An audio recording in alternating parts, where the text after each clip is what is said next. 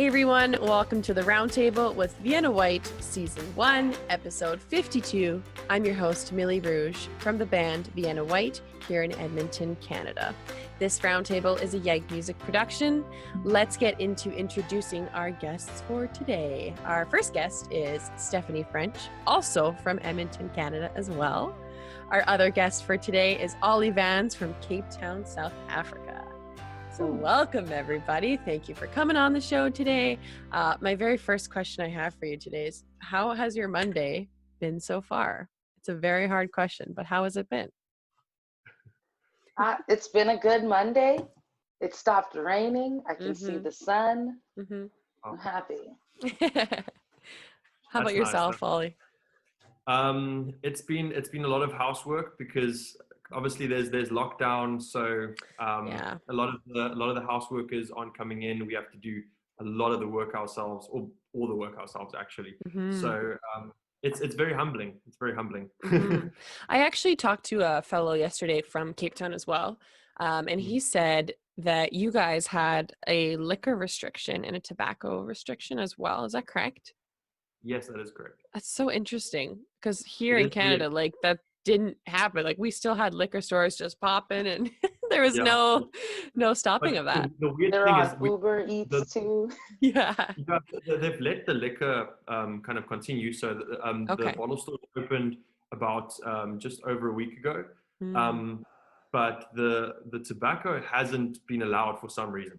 So they've kind of let the one go, but not the other one. Right.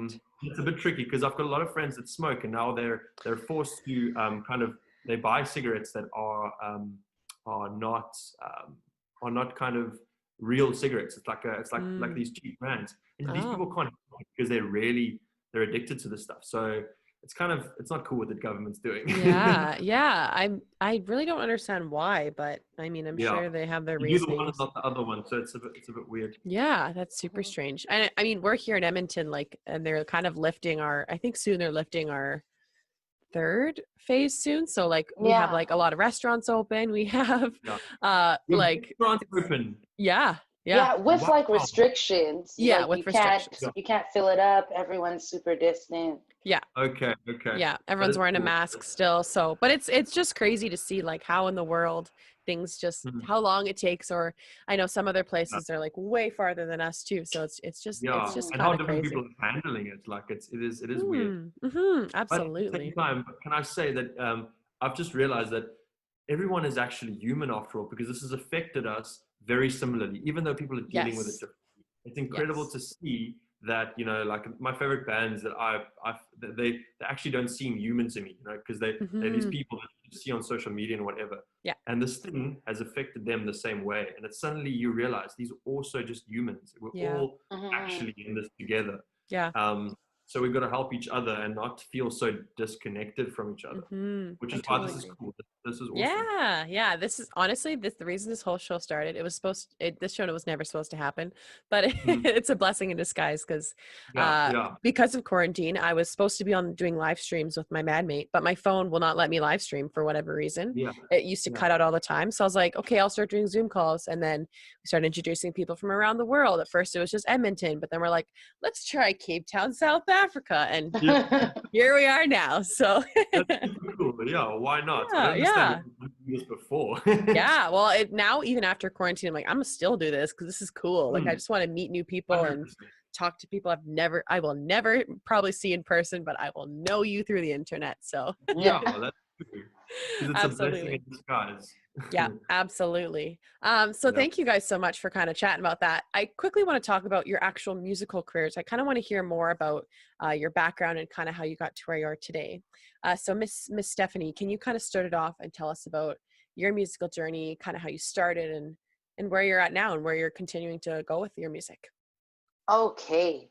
So I'm trying to condense the story. My musical journey started when I was a kid, because both my parents play music, not so much professionally. My dad did, but both my parents sing, they play instruments, so that kind of just fell upon me. And I didn't really decide consciously to make it a career.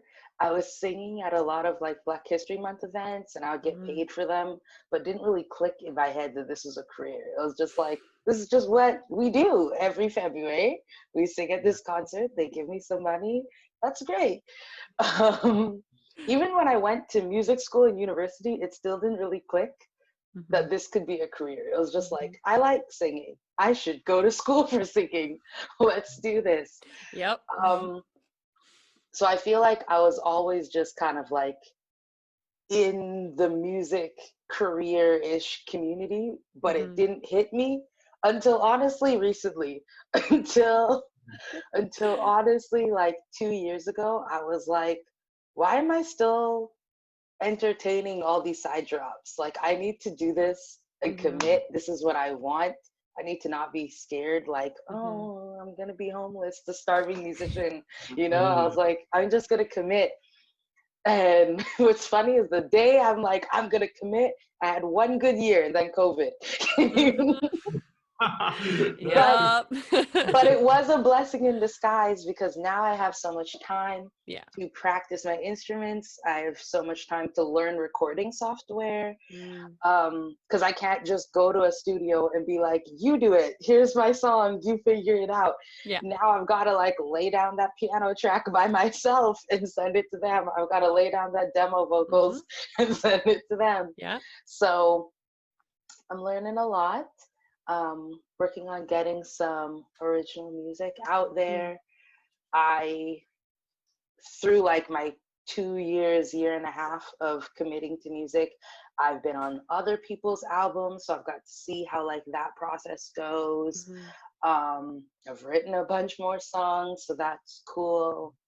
I teach a lot of music, which I love doing because that's like forced practice. When you have a student who needs you, you are forced to like, I gotta practice. I gotta learn this song. I can't have them ask me how to play this guitar riff and I don't know. So I really appreciate teaching. You fill in the gaps, eh? Sorry? Oh, I said it helps you fill in the gaps because you yourself, you don't know what you don't know until you have to go back and kind of remember those things. Yeah, that's so very true. Especially with vocal students, so many things I was like, oh, how do I do that? Now I've got to figure out how I do that. Why is it important to do that? I'm like reading through old books, like, right, this is the answer. Because so much of it is just like in my memory now. Yeah, totally. It's cool to retrain, like almost to retrain yourself, because like you said, Stephanie, it's like muscle memory. It's like studying but getting paid to do it. So hey, if you gonna pay me to learn, I will learn. I will learn. Sounds like a good deal. Well, that's fantastic to hear. You've got such an amazing journey already so far and so many cool things ahead for sure. Now, Ollie, what's kind of your experience been like in South Africa with your musical career? So I actually started in a country called Mozambique. I started playing in my first band with a guy from New York. Our singer was actually the drummer as well, believe it or not. Wow. He was from the UK. He was from, I think, from Bristol, and then the bassist was from Denmark. But anyway, so we were just like different characters from all over the place, and it taught me how to kind of network with people and how important networking is with music. And anyway, so I played guitar for a long time and played in bands. And then after a while, I realized that performing is not actually what I wanted to do. I'm a perfectionist. I wanted to perfect, the musical sound. So I ended up after school going and studying at a place called Cape Audio College because it's Cape Town. So. Yeah, that makes sense. And then we learned like absolutely phenomenal things. Like it's a really incredible institute.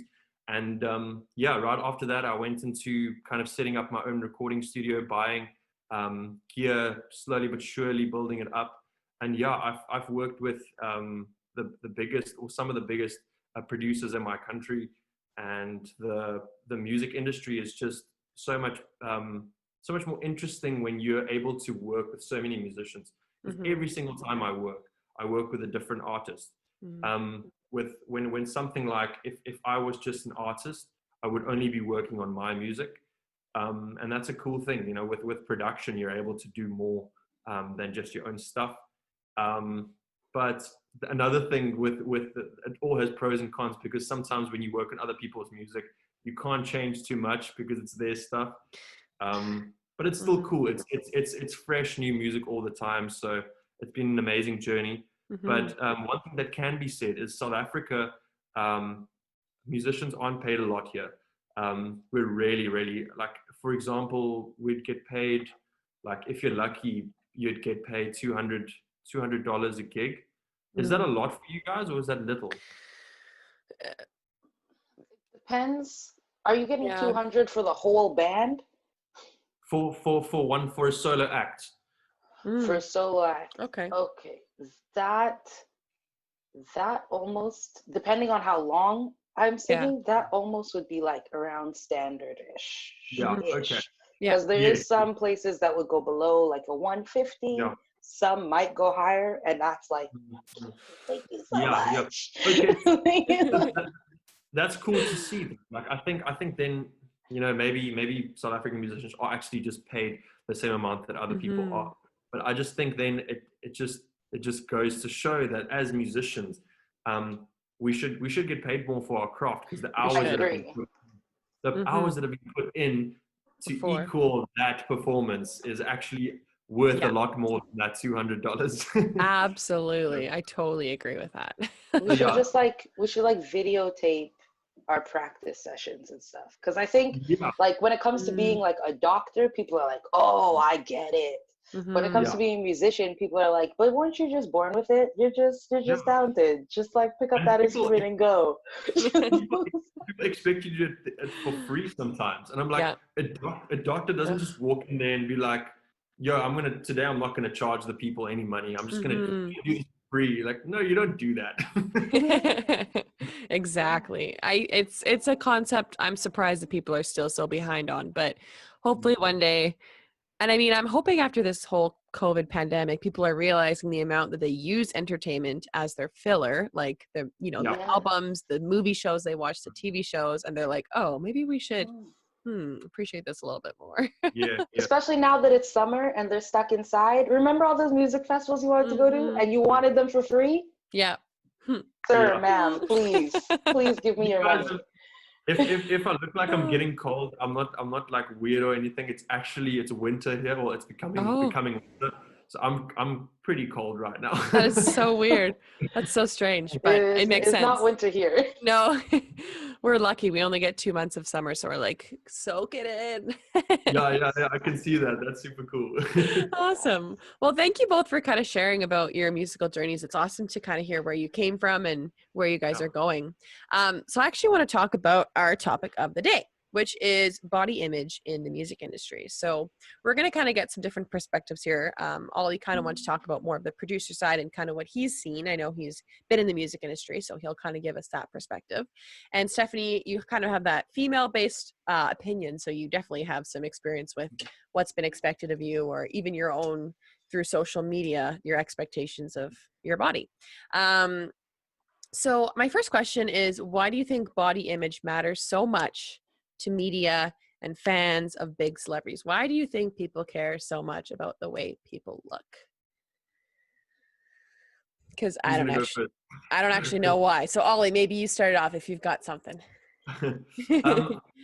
I've something I've realized about the media industry is, especially the modern day media industry, is if you look interesting, it works in your favor. I think before you had to kind of fit a certain look. Like, for example, there was the big rock star look. I think there weren't many like unattractive rock stars for like a stage, like the 80s or something. Everyone looked a certain way and whatever. But nowadays, when you see the guys that are getting famous, they aren't actually all just like fantastically looking people, or the girls aren't like, like supermodels. It's it's just people that look interesting and are like artsy people, and Yeah. I think that's cool, you know.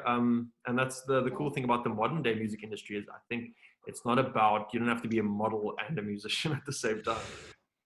Totally. I think there's lots of artists that are like Ed Sheeran kind of started out as this, I mean, now he's probably pretty suave, but he started out pretty grungy and like just kind of rough looking, right? And people were like, it doesn't matter because his voice is just so cool that who cares? Yeah. Who cares what he looks like, right? So, Stephanie, what's kind of your opinion on this? Why do you think it matters to people so much about the way people look?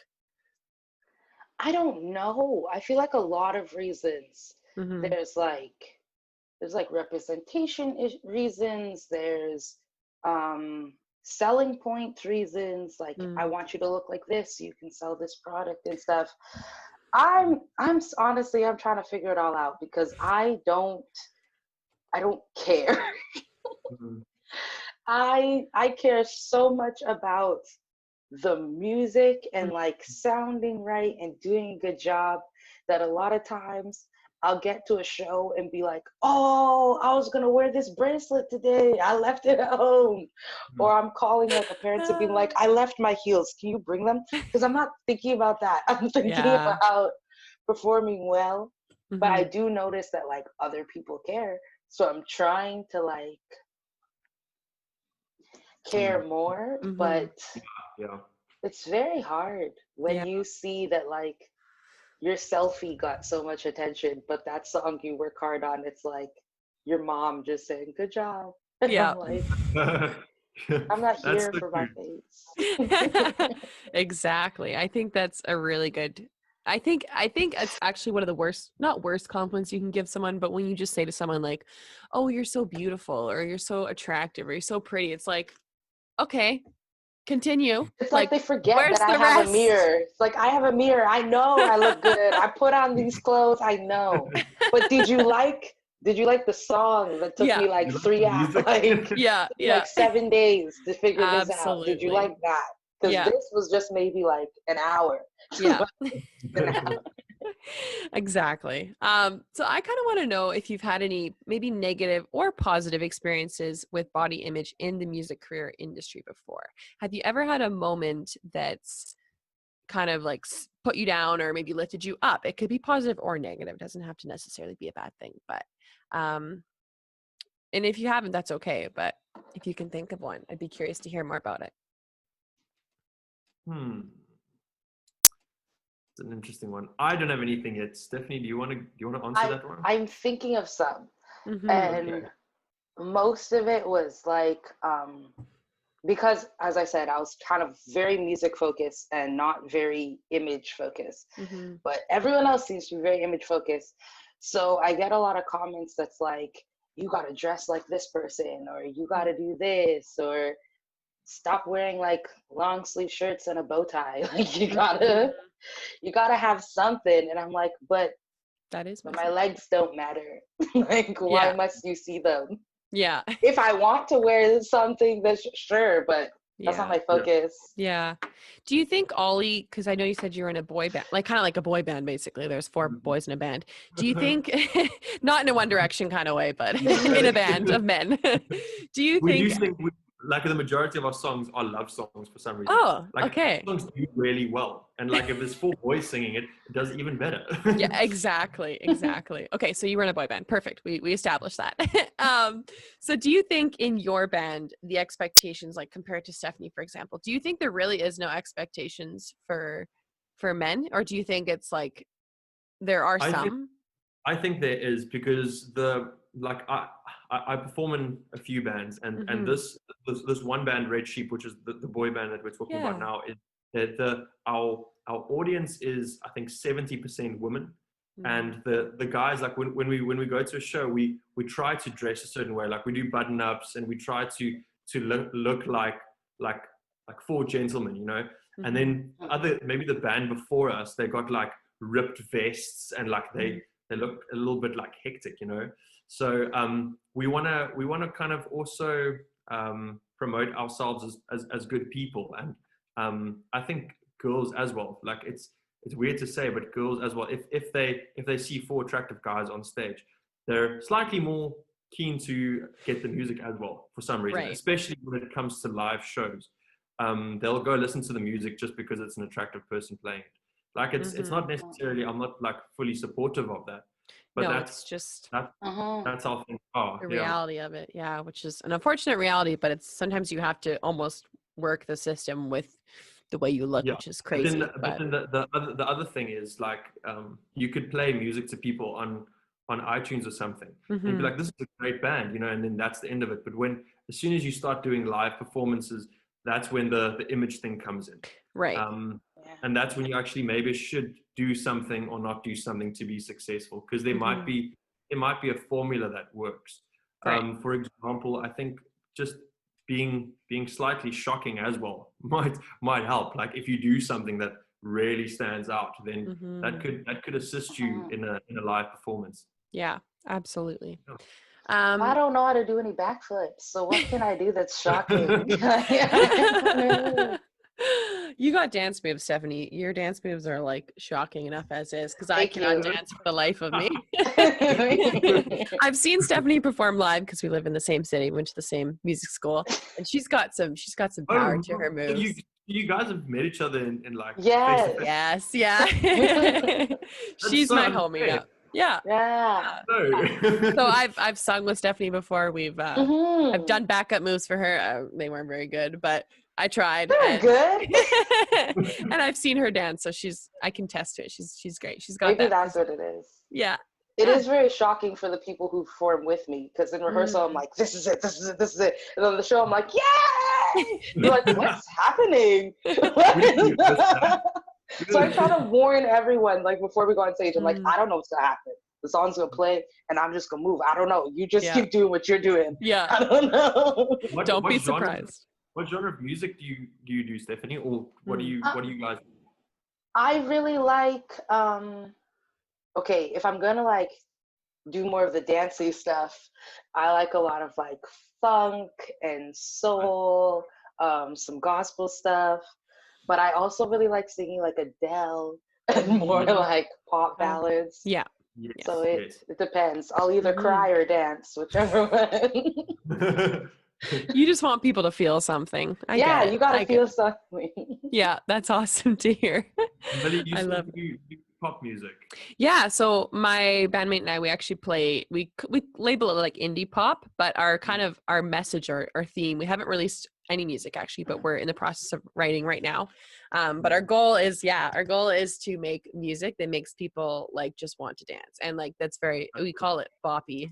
So you kind of just like, you're not necessarily like breaking out like Stephanie is, like, you know, full on dancing, the stuff but that you listen to in the car. Yeah, and your head's just like, oh yeah, like that's the goal we go Did for. You say but poppy? Like poppy?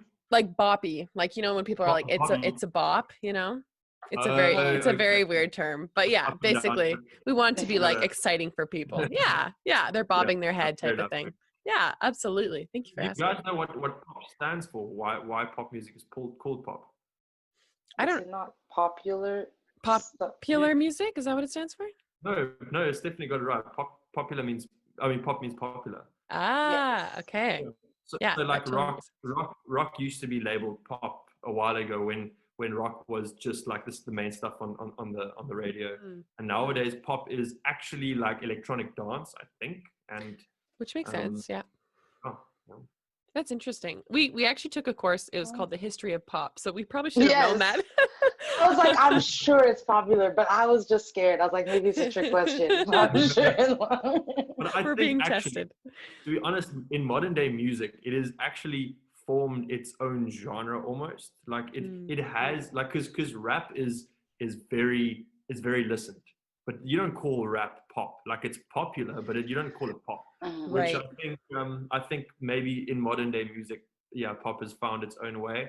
Well, I think that's also why they call it top 40 music, because it is still pop, but it's like the popular top, if that makes sense, like top 40 songs. So I don't know. That's whenever people ask me what genre of music I listen to, I'm like top 40, because I'll listen to whatever's like doing well or streaming, but I still love pop as well on its own. But yeah. What do you guys think are the most unrealistic expectations society puts on musicians in the terms of the way we look? What do you think is like the craziest or the stupidest thing that shouldn't be a thing with the way we look?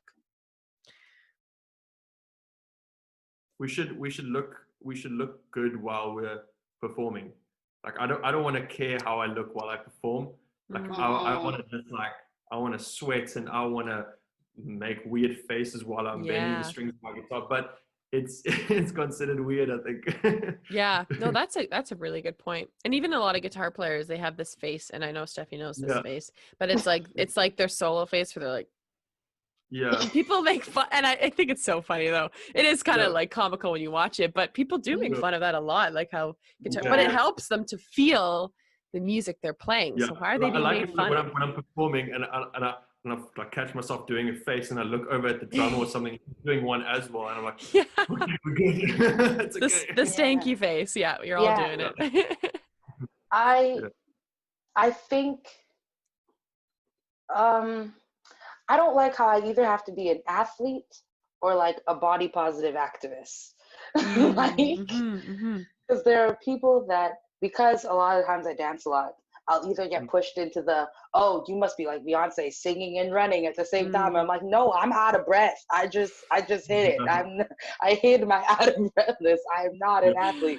Or they'll be like, oh, Stephanie, you're curvy, bossy. I'm like, I just grew up like this. I wasn't trying to make a statement. This is just how I look. That's amazing. Yeah, I could totally see that for sure. Do you think, okay, I have a kind of like a would you rather question, kind of. It's like a why or why not. But do you think you'd be able to hide your image that like artists do, such as Sia or Daft Punk? There's a few other artists that do this, but how they have kind of like their, like you can't tell who they are, like Sia with the hair or Daft Punk with the helmets where you can't see their faces, or Deadmau5 with his ear thing. Can't you see Sia's face? Well, now you can see like here, basically, here down. You can see like her mouth. But people know how she looks like them, right? Yeah, they do now. That was before she was like Sia the singer, when she was just like Sia the behind the scenes songwriter. Yeah. They're like little sneak pictures. Yeah. Like I know now it's more, she's more out there, but do you think you could ever be able to keep up with that kind of like hiding your identity without being seen for who you actually are? Do you think you would enjoy that, or would you hate that? Yeah. I would love that. I would. So cool. You don't have to worry about how you look at all. Yeah, that's true. I would hate it because it just feels very impersonal. That's the only issue. I would prefer, my dream is to be Hannah Montana. If I could put on a wig and be like, hi, I'm Stephanie, and then take the wig off and be someone else and no one will know, that's the real dream. That's so true.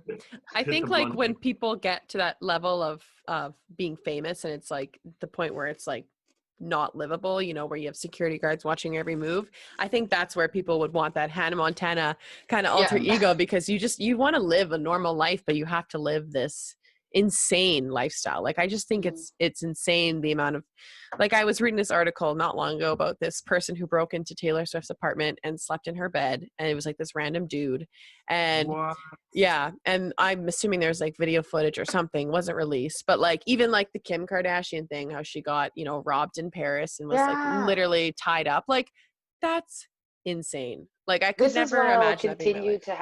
I'll just continue to be weird on Instagram stories to be like, look, I'm human. Don't come in my house and sleep on my bed. I didn't make the bed. It's just a normal bed. How do you even fall asleep knowing that you're in just some random person's? Like you need to be a type of weird, like a very weird type of weird. Yeah, not mentally stable, because you know you would get caught by someone. And I don't know the exact story of how he got caught or what happened to him, but clearly there's something more going on. But he didn't see Taylor Swift as a human. He was like, Taylor Swift is a god and I have a chance and I must worship her. Yeah. And honestly, if that was me, I would get home and I'd be like, okay, well, burn the bed, thank you, bring me a new bed. Nah. Everything. Not sleeping that ever again. Apartment for sale now. Everything's gotta go. Yeah, literally. So I think there's a very fine line. If you're Taylor Swift, you could probably sell your bed for quite a bit. True. That's a good point. Why not? Be like, a stalker slept in this, so it's worth it's worth money. But now you encourage the crazy people. True, that's true. That's true. That's a good point. Or just donate it to the homeless. There you go. Yes, That's a true. a better thing. Be like, who is like needs a bed here? Yeah, exactly. Fumigate it. Yeah, give it out. Just give it out. Take it. Have it if you will. My next question is kind of related to the last question I asked, but who do you think are some good, positive / inspiring artists or people that you think display positive body image to other people, like their audience and their crowd? Who do you think are some good examples people should look up to? Because there's a few of them, but there's a band called Rise Against. Sorry, I speak about rock and bands. That's just kind of I know that band. They are from Chicago, and they're in a scene where drugs and things like that are quite prominent. And the cool thing is that the band themselves don't drink, or they don't take drugs, or they actually don't even eat meat for that matter. So they're complete vegetarians. And that's the cool thing. It's like they are this like, their music isn't like chilled music, but it's it's the members that are standing up for something amazing. Because a lot of these artists are actually quite hypocritical, because they'll sing about things and they'll be like, I can do this and do that, but them themselves are actually not such good people, or they don't. They're addicted to drugs and so forth. So you said Rise Against, right? That's what the band you said? Yeah, Rise Against. Yeah, I've listened to them. They're really, really cool band. I like their stuff. How about you, Stephanie? Who are some like of your inspirations for body positivity? I like the ones who just like be themselves, and they don't like sugarcoat it. It's just them being themselves. So like Janelle Monáe is a fan of mine. I was gonna say Solange, but I don't know what she's doing for body positivity. I just like how she just writes what she wants to write. She just wears what she wants to wear. So I'm doing what I'm gonna do. Yeah, that's kind of what I like, is people who are just kind of. I don't know these artists. What did you say? What was the Janelle Monáe, Solange, this band called Tank and the Bangers. Okay. I like how, like, if you watch them perform, they're all little individuals that are kind of like just on the same vibe. Like the lead singer, she's super like kind of quirky, and she makes these like guys. Tank of the Bangers.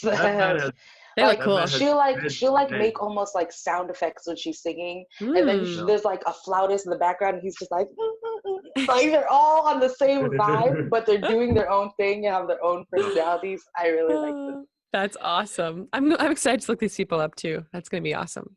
So I actually have one more question before we hop off here. What advice would you give to someone who feels that they don't fit in? Okay, with what the stereotypical artists look like? What advice would you give to them? Start your own lane. Like, you don't have to look like everyone else.